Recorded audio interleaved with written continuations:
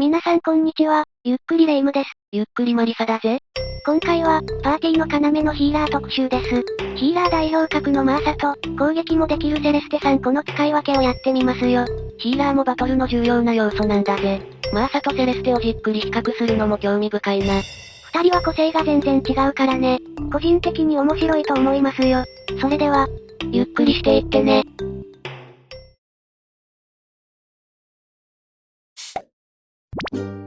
では、マーサとセレステのヒーラー比較について、比較実験をしてみたいと思いますよ。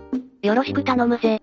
ちなみにで申し訳ないけど、ウプ主のカークチームだけで比較しちゃってるから、少しだけ範囲が狭いのはごめんね。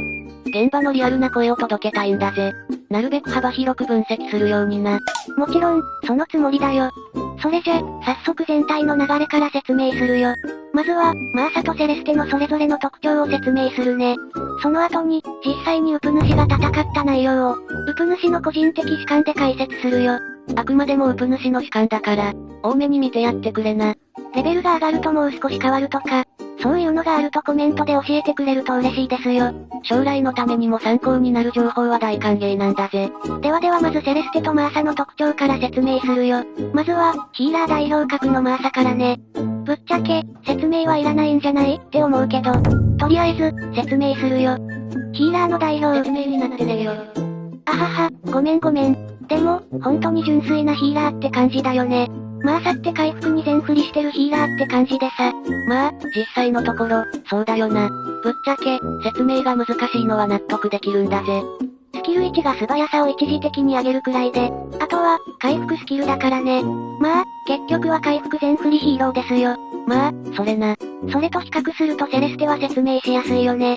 最近、ヤスミン対策として動画で取り上げたけど、ウプ主も使って、一軍入りしてかなり好評なんですが、魔法攻撃も使えて、それでいて、回復役もこなせる。そんな二刀流使いって感じね。たまにカークに劣らぬ一撃を放つのが魅力なんだぜ。相手の魔法防御次第だけどね。回復はマーサにはもちろん及ばないけど、相手の回復を邪魔したりとか、相手のマーサ対策ができたり、それも便利だよ。マーサを使われることは多いから好都合なんだぜ。そうだね。セレステはマーサと違って少し打たれ弱いんだけどね。まあ、そのぐらいは弱点があってもいいと思うよ。では、早速ウプ主のバトルを見てもらうよ。今回は、全部で2つのバトルを用意したので、検証と解説合わせてやっていきたいと思いますよ。よろしく頼むぜ。まず、ざっくりと分けちゃうと、3種類のパターンに分けられるよ。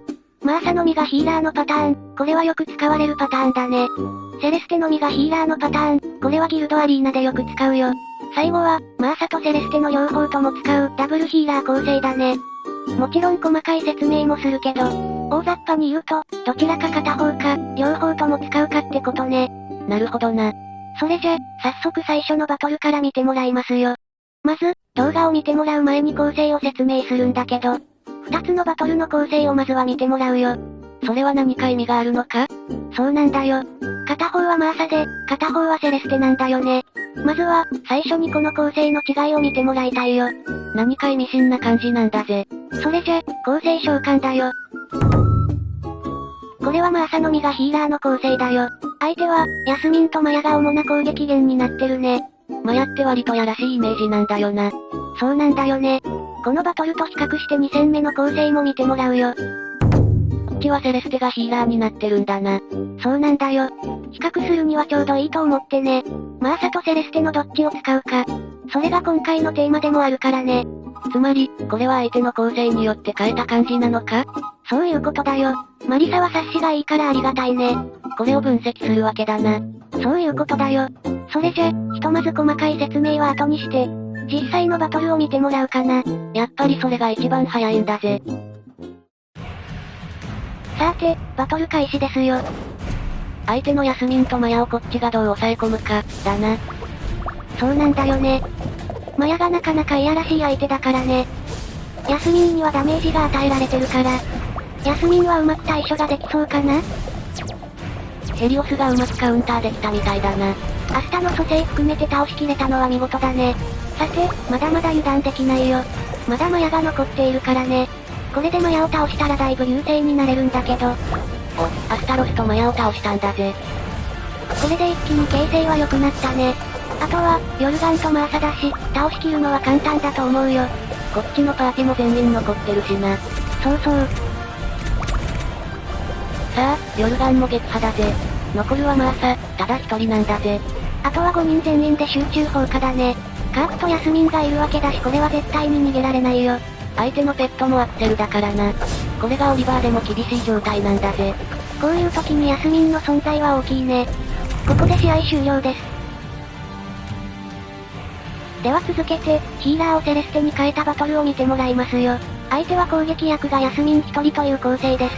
さっきとは雰囲気が違うんだな。そうだね、ヤスミン以外は支援役に回ってる感じだからね。ではバトルを見てもらいますよ。2戦目が始まったぜ。今度はセレステに活躍してもらいたいね。こちらは相手のヤスミンを抑え込めばほぼ勝利かな。オリバー・マーサを倒しきるのも重要だぜ。マーサにはかなり有効な布陣になってるからね。さあ、ヤスミンへカウンターを仕掛けるぜ。まずは1回目の蘇生がかかったんだよ。相も変わらず、ヘリオスはヤスミンには強いんだぜ。蘇生してからもすぐにヤスミンを葬るんだからな。マーサも仕留めて、もう相手は虫の息だね。ここで決着。さてさて、ここから振り返りのお時間ですよ。じゃあ、説明よろしくだぜ。では、改めて今回の構成を再登場です。まず、両方のこちらの構成に共通していること。カークとヤスミンが使われてるな。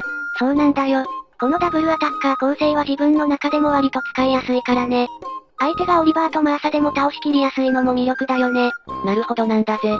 さて、ここからはマーサとセレステの使い分けについてだよ。本日のメインテーマだな。まあ一番最初にそれぞれのヒーラーの特徴を説明したけどね。基本はやっぱりマーサでいいっていうのはあるんだよね。セレステは、攻撃力はあるけどその分、撃たれ弱いところもあるから、相手の構成が攻撃力が激しいヒーローだと、セレステでは耐えられない。そういう状況も発生するんだよね。今回のパターンではそういう状態があって使い分けたわけなのか？そうなんだよ。相手の構成も、両方とも共通しているのはヤスミンなんだけど、それは使い分けの要素ではないんだよね。つまり、別のところで使い分けた要素があったわけだな。そうなんですよ。一番目にマーサを採用したのは、マヤの存在が一番大きかったんだよね。毒を使うなかなかいやらしいヒーローだな。あまり目立たないけど、相手になると結構勝率は悪いヒーローなんだよ。セレステをヒーローに構えても回復が毒のダメージに追いつかないんだよね。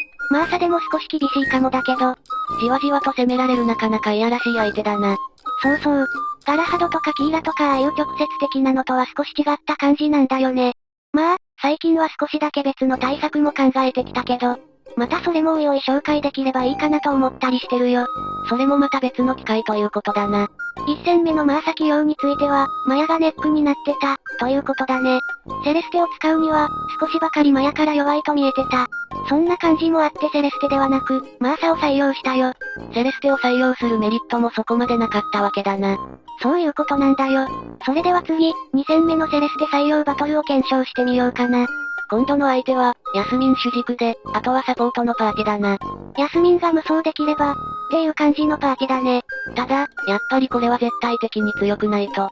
ヘリオスのカウンターでかなり敗勢に追い込まれそうだな。そうだね。実際にこういう構成にするなら、対ヤスミン対策を想定しないと非常に難しいのかなと思うよ。もちろん、自分がこの構成に挑むにあたっても、好きになっている意味合いでもあるよ。ほう、どういう好きなんだ？以前の動画でも紹介したカークヤスミンセレステの、ジェットストリームアタックこれがまずドンピシャだよね。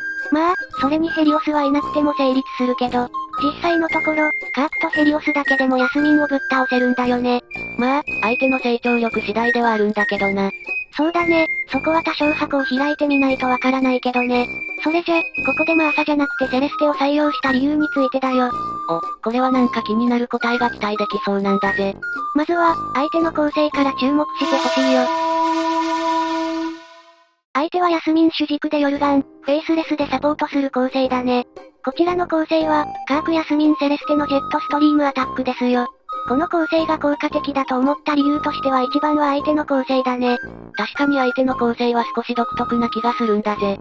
セレステの弱点は打たれ弱いけど、攻撃力が強い、それが特徴ではあるんだよね。相手の構成を見てみると、サポート役が多いから、セレステが撤退しにくいし、効果力も発揮しやすいよね。まあ、今回の相手の構成だとマーサでもいいかもしれないけど。なるほどだな。それじゃ、次は別の構成に対してどのヒーラーを当てるか。それを考えてもらうよ。こんな相手だとヒーラーはどっちがいいかな？マーサとセレステのどっちにするかだな。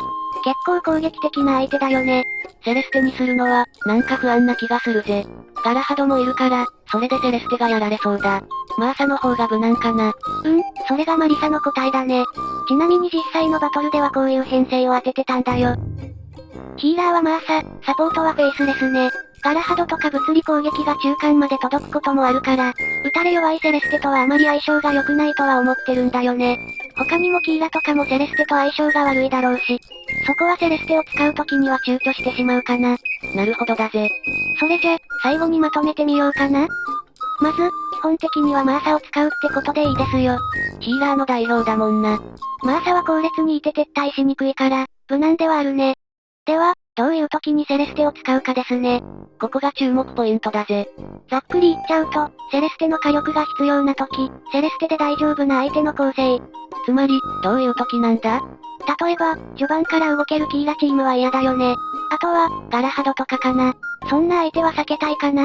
ヤスミン対策でセレステを取り上げたけど、セレステが必要か？そういう風に考えてみると、マーサでもいいのかと思えるよ。セレステは強い反面物理攻撃に弱いもんな。そうだね。だから攻撃が激しい相手にはマーサを起用したりね。守備が弱い相手にはセレステを採用したり。その使い分けは色々とあるんだよね。まあ使い分けるためにもセレステを育成する必要はあるよな。そうなんだよ。最近セレステに注目してる人が多いんじゃないかと思ってます。ダブルヒーラー編は紹介できなかったけど、また改めて解説動画を作りたいと思いますよ。よろしく頼むぜ。動画が面白かったら高評価やチャンネル登録してくれると嬉しいです。最後まで見てくれてありがとうございました。また次の動画で会おうぜ。ではでは、ご視聴ありがとうございました。